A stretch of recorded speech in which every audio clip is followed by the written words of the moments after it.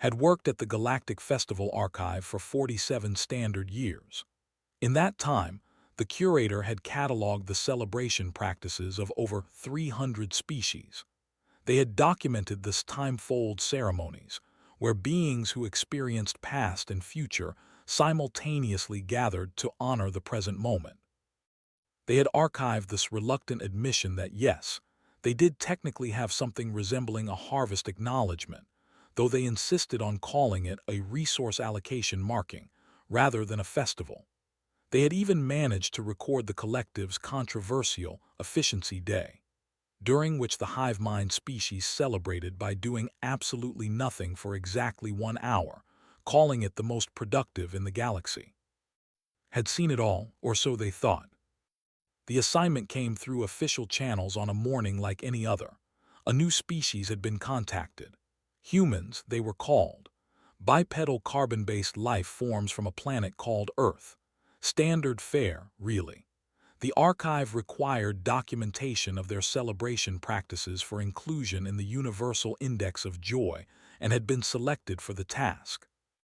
The first files arrived 3 days later.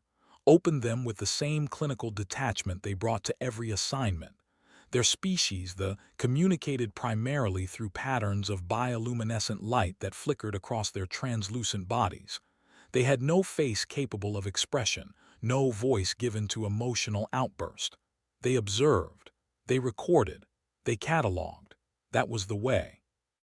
The initial file was labeled Holiday Overview Partial List. Scanned through it quickly, expecting the usual handful of entries. Most species had between 15 and 30 significant celebration events. The had famously submitted only 4, and 2 of those were contested. The human list contained 947 entries. Checked the file for corruption. There was none. They checked for duplication. Every entry was unique. They sent a query back to the human cultural liaison, certain there had been a mistake. The response came within a day. Sorry about the confusion, the human had written. This is just the major holidays we could agree on.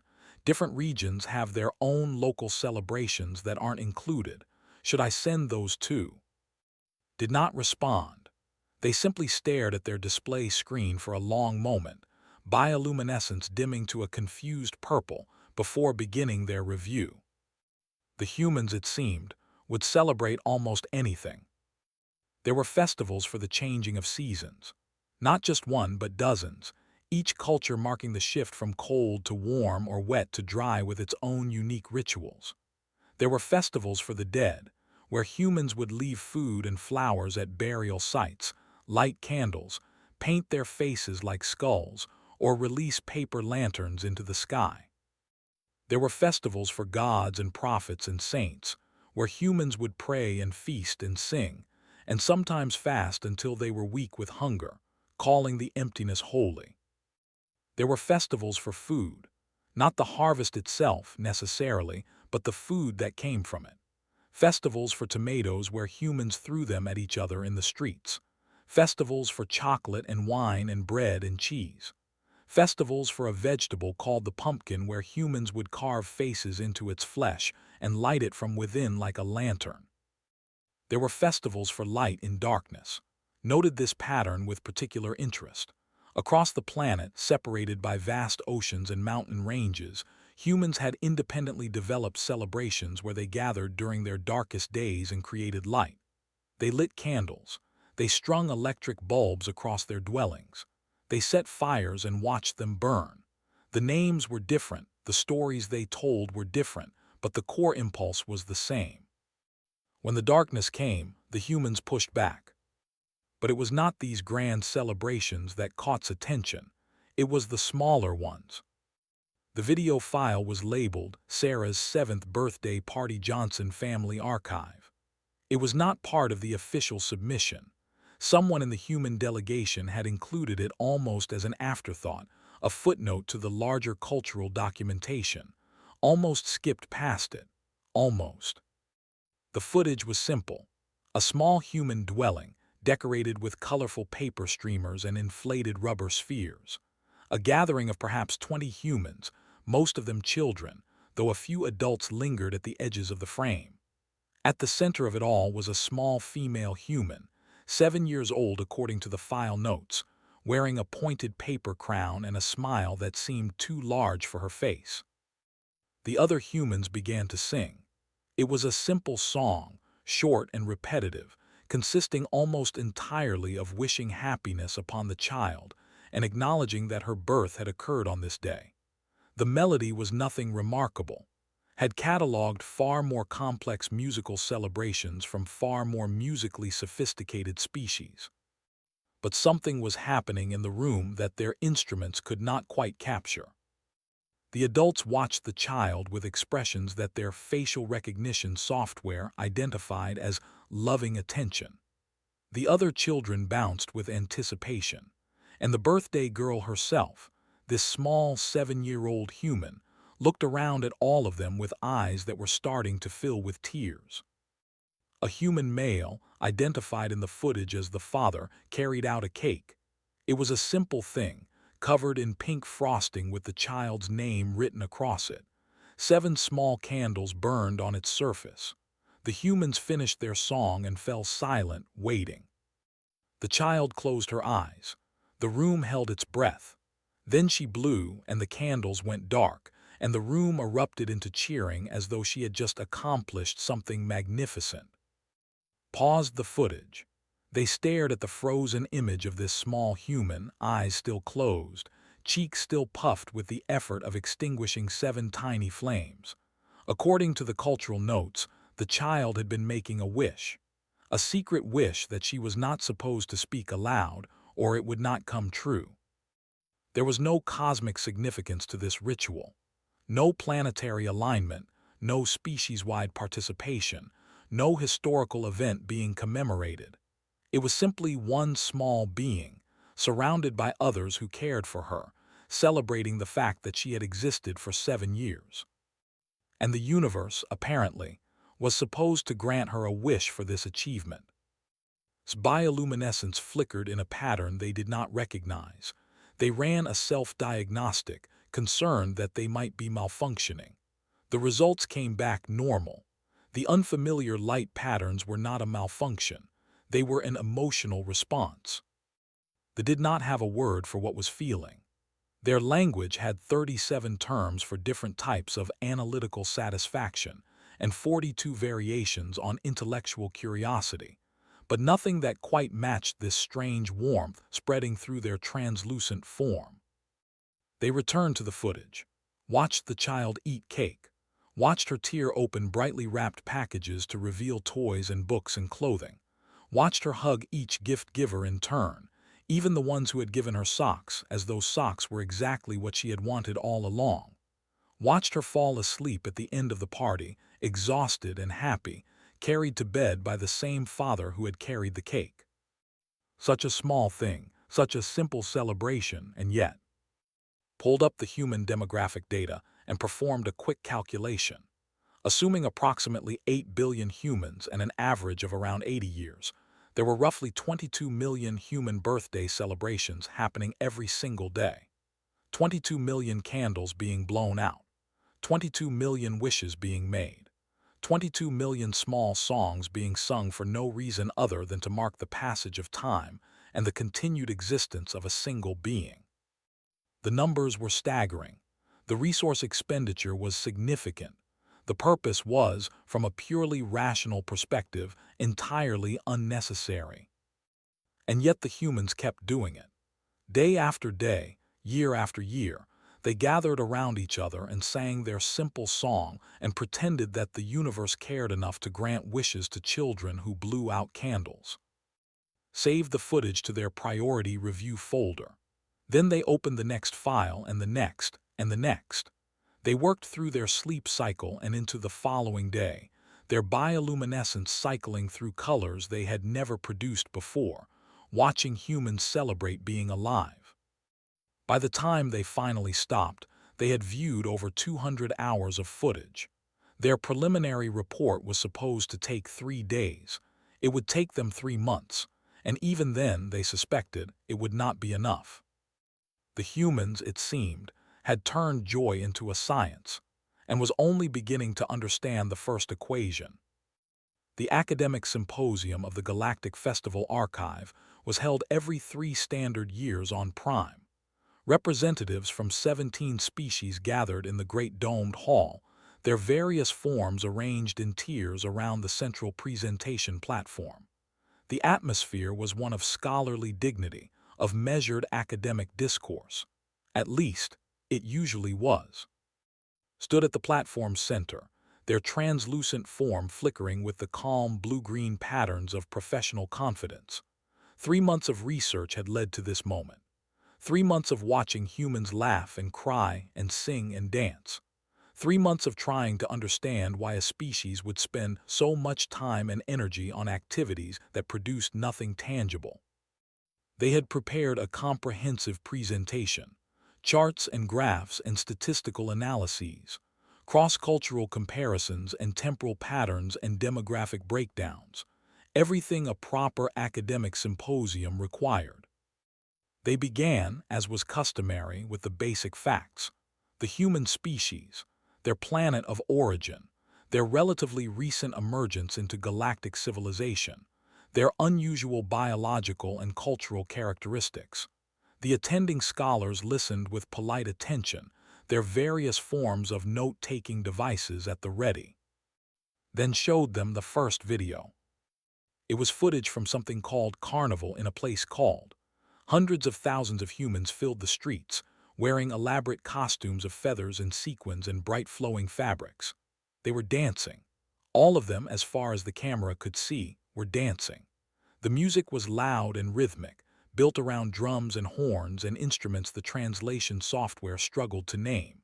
And the humans moved to it like the sound was alive inside them, like their bodies could not help but respond.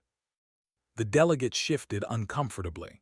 Their species prided themselves on emotional restraint, on the discipline of stillness. This display of uncontrolled movement was, to them, almost obscene. But was not finished. The next video showed a different celebration entirely. A place called India, a festival called Holi. Humans were throwing colored powder at each other, great clouds of pink and yellow and blue and green filling the air. By the end of the footage, every human was covered head to toe in color, their original appearance completely hidden beneath layers of bright dust. They were laughing. All of them were laughing. The next video showed humans in a place called Spain, running through narrow streets while large horned animals chased them. The next showed humans in Japan, carrying enormous portable shrines through crowded neighborhoods while chanting in unison. The next showed humans in America, gathering by the millions to watch explosions of light paint the night sky. Showed them 47 videos in total, 47 different celebrations from 47 different cultures. And when the lights came back up, the great domed hall was silent. The first to speak was Primary Voice 17, representative of the collective. The hive mind's communication came through a translation device, rendering their unified consciousness into individual words. We have calculated the resource expenditure represented in these recordings. The results are concerning. The human species dedicates approximately 4.7% of their total productive capacity to these celebration events. This represents a significant efficiency loss. We question whether such a species can be considered fully rational. The delegate, a tall gray being named Al, was quick to agree. This display confirms our previous assessment of the human species. They are emotionally immature. Their celebration practices reveal a troubling inability to control their impulses. We recommend caution in any cultural exchange. Bioluminescence flickered, but they did not respond. They had expected this reaction. They had prepared for it. Before they could begin their rebuttal, however, a new voice entered the discussion. The rarely spoke at these symposiums. Their experience of time made conversation with linear species difficult. But now, one of their representatives was rising, their form shifting between states in a way that suggested strong emotion. "We have been studying the humans independently," they said, their voice carrying the strange harmonic quality of their kind. We have seen something that perhaps the others have missed." The hall fell silent again. When a spoke, it was usually worth hearing. "You see these celebrations as separate events," the continued. "Different festivals, different cultures, different purposes, but we see time differently than you do. We see the patterns that connect." They moved to the central platform, their form still shifting. "Show them the festival of light comparison." Pulling up a new display. 6 videos played simultaneously.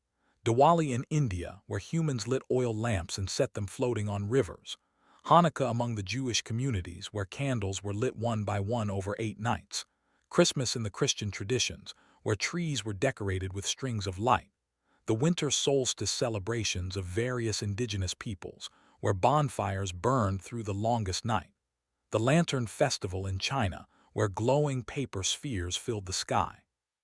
Saints' Day in Scandinavia, where young women wore crowns of candles. 6 different cultures, 6 different religions, 6 different parts of the planet, and all of them in the darkest part of their year creating light. They did not learn this from each other, they said. These traditions developed independently, separated by vast distances and thousands of years, and yet they arrived at the same answer. When the darkness comes, make light. When the cold comes, gather together. When death is near, celebrate life. The turn to face the assembly. We have analyzed celebration patterns across all 312 species in the archive. Do you know what we found? Every single one has festivals. Every single one. Even the collective, who call it something else. Even the who deny its emotional component. Every species that has achieved sapience has also developed ritualized expressions of collective joy. The probability of this occurring by chance is effectively 0. The hall erupted into argument. The collective insisted that their efficiency day was not comparable. They demanded to know what exactly they were implying about their harvest acknowledgments. Representatives from other species began comparing notes, pulling up their own documentation, arguing about definitions and categories and statistical significance. But was not watching the argument. They were watching the delegates themselves. The representative, Al, who officially disapproved of all emotional display, was leaning forward with what could only be described as fascination. A member of the collective, supposedly sharing one consciousness with all others of their kind, had moved slightly apart from their fellows, watching the human carnival footage on a personal display. And in the back of the hall, a small group of delegates from various species had gathered together, speaking in low voices, enhanced their audio pickup and caught fragments of conversation. Never considered attending a human celebration directly. My research vessel will be passing through their system next cycle. This carnival event, do you know when it occurs? The symposium continued for another 2 hours. Official positions were restated. Academic objections were raised and recorded. They maintained their stance that human celebration was evidence of evolutionary immaturity. The collective published a formal statement questioning the resource allocation efficiency of any species that would throw tomatoes at each other for entertainment. But when the symposium finally ended and the delegates began to disperse, noticed something remarkable. The representative lingered by the exit, engaged in what appeared to be a casual conversation with one of the human cultural liaisons who had observed the proceedings. The curator moved close enough to hear. "This gesture you mentioned," Al was saying, their gray form held in an unusually relaxed posture. "The sun greeting. My species officially discontinued it many generations ago. It was considered an inefficient use of morning time, but I remember," they paused, as if uncertain whether to continue. "I remember my grandparent performing it, when I was very young, before they passed." The human liaison nodded, saying nothing, simply waiting. "Your species," Al continued slowly, "you have not forgotten how to greet your son. You have not forgotten how to mark the turning of your seasons or the passing of your years. You still sing to your children on the anniversary of their birth, even though the universe is too large to hear such a small song." They fell silent for a long moment. Then they asked a question that suspected they had never asked anyone before. "Do you think it is too late for us to remember?" The humans smiled. "I think," they said gently, "that if there is one thing humans know about celebration, it is that it is never too late to start." Watch the delegate walk away, their posture somehow different than it had been when they arrived. Then they turned back to the now empty symposium hall, their bioluminescence cycling through colors that had no name in any language. The academic debate would continue. Official positions would remain unchanged. Reports would be filed and arguments would be made and committees would be formed. But something had shifted in this room today. Something small and quiet and human-shaped had crept into the hearts of beings who had spent their whole lives denying they had hearts at all. Pulled up the symposium attendance records. 47 delegates, 17 species, and at least 12 of them, by the curator's count, had made quiet inquiries about attending human celebrations before leaving. The archive's founding thesis had always been that joy was universal. Today, for the first time, was beginning to believe it was something more. Joy, it seemed, was necessary. And the humans had spent 10,000 years proving it. The new wing of the Galactic Festival Archive opened on a day that the humans had designated as particularly appropriate. It was called New Year's Day in several of their calendars, a time for new beginnings and fresh starts. Who had spent the past 3 years overseeing its construction, stood at the entrance and watched beings from across the galaxy stream through the doors. 3 years. It had taken 3 years to transform that contentious symposium into something real.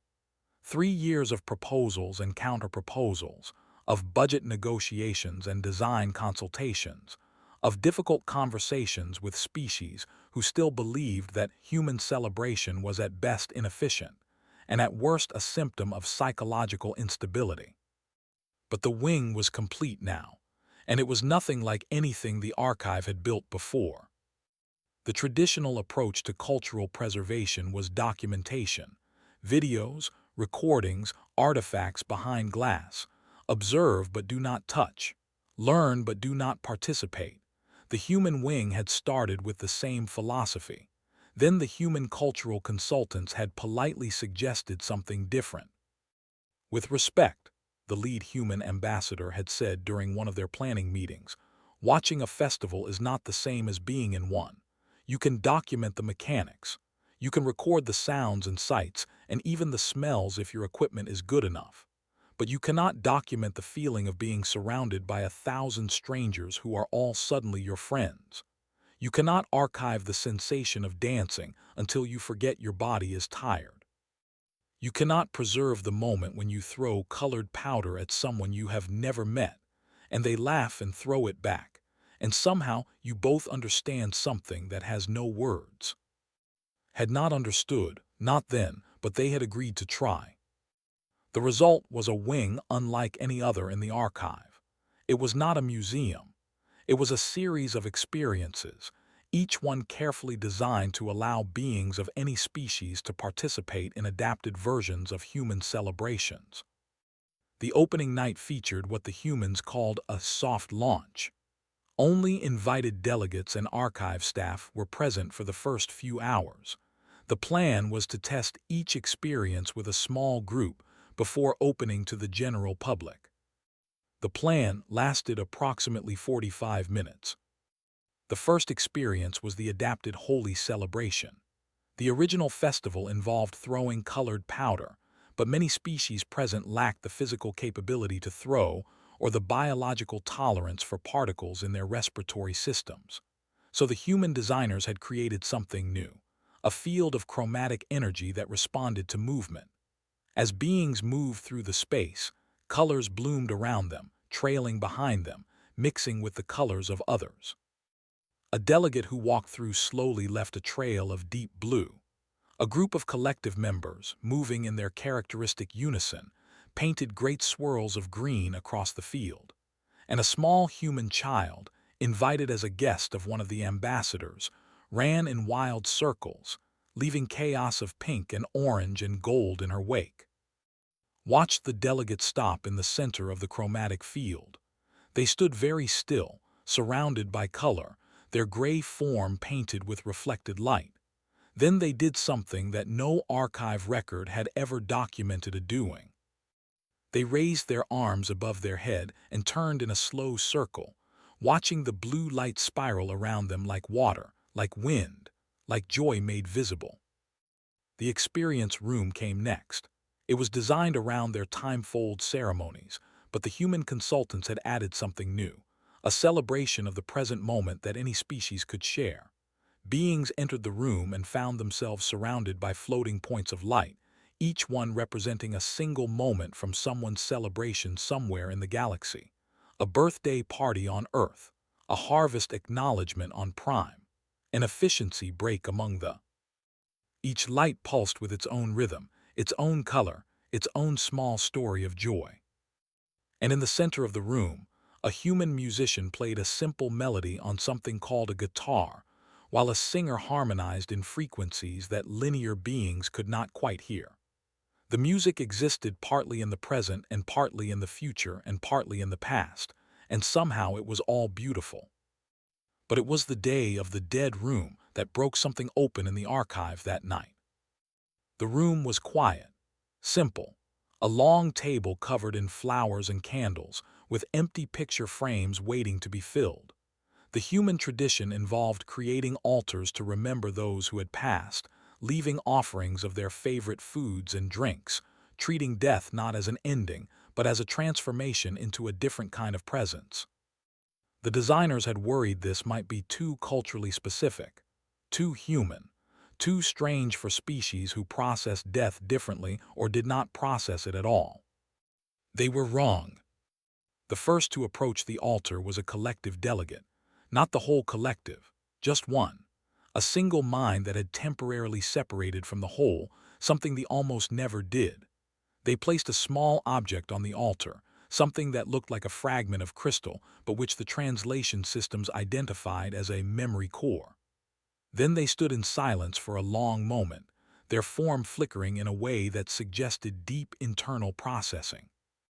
Later would learn that the memory core contained the preserved consciousness of a collective that had existed centuries ago, before the current collective had formed. They had not been forgotten, but they had not been honored either. Not like this. Not with flowers and candles and the simple act of placing something precious on a table and saying, without words, "You mattered." More beings came to the altar as the evening progressed. A who had lost in an accident, carrying a small stone from there. A who existed partially in a time when their loved one still lived, weeping for the parts of themselves that did not. A human ambassador who had lost a daughter, placing a photograph in one of the empty frames with hands that shook. Stood apart from it all, observing as they always observed, documenting as they always documented. Their bioluminescence was carefully controlled, patterns of professional detachment, appropriate for an archive director at an official function. Then a hand touched their arm. They looked down to find the same human ambassador, the one who had just placed the photograph. "Director," the ambassador said, "do you have someone to remember?" They started to explain that their species did not process death in emotional terms, that they did not form attachments in the way humans did. That remembrance was simply a function of memory storage, not something that required ritual expression. But the words did not come. Instead, they found themselves thinking of Teacher, the elder who had taught them the art of cataloging, who had shown them how to find patterns in chaos, meaning in data, structure in the endless diversity of galactic culture, who had passed 43 years ago and had not been thought of since, because thinking of the dead was not something did. Walked to the altar. They did not have a photograph or a memory core or a stone from there, but they had light. They let their bioluminescence shift into a pattern they had not used since they were young, a pattern that Teacher had taught them that meant something like gratitude and something like love and something like, "I remember what you gave me." They held the pattern for a long moment, then they let it fade. The human ambassador nodded once, understanding without needing explanation. The rest of the night blurred together. More experiences, more rooms, more beings from across the galaxy trying things they had never tried before. A learned to throw a tomato at a target and found that it was, against all logical assessment, fun. A collective linked together to experience a human flash mob, moving as one to music they had never heard, and discovered that their efficiency-focused minds could not explain why this purposeless synchronization felt so right. As the artificial dawn began to brighten the archive's windows, made their way to the wing's central gathering space. It was designed for the final experience of the evening, something the humans had insisted on including over the objections of several committee members.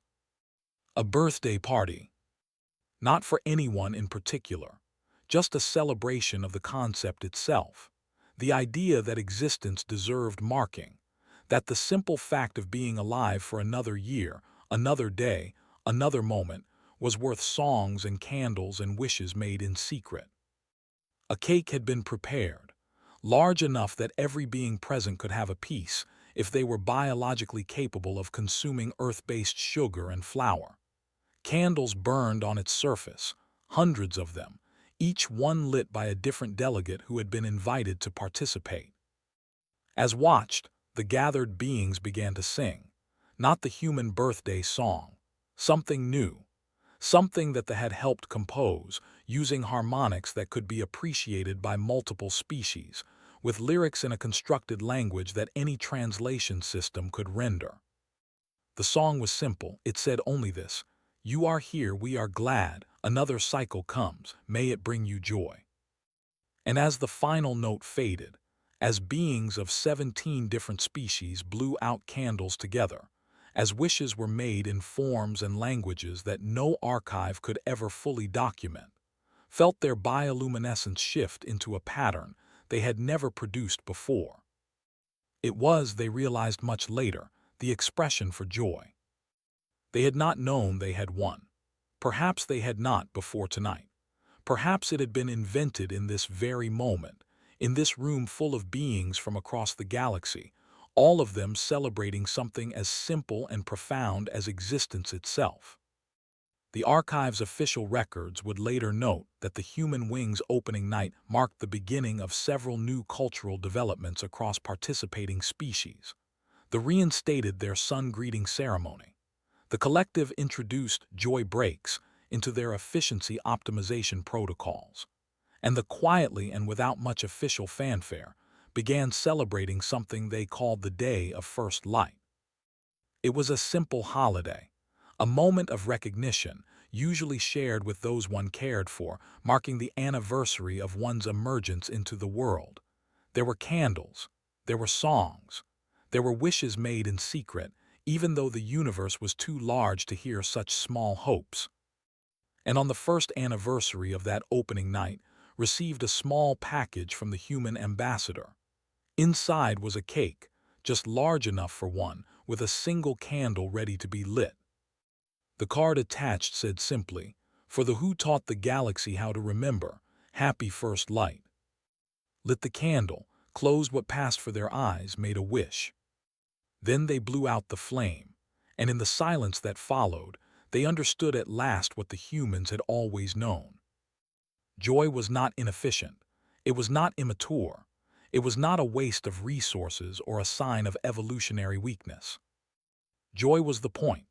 Joy was the thing that made consciousness worth having, existence worth continuing, darkness worth pushing back against. Every species that had ever achieved sapience had discovered this truth eventually. The humans had simply remembered it more loudly, more colorfully, more stubbornly than most. And now, thanks to one small species from one small planet, the rest of the galaxy was beginning to remember too. The archive's founding thesis had been correct. Joy was universal, but the humans had taught them something more. Joy was necessary, and it was never, ever too late to celebrate.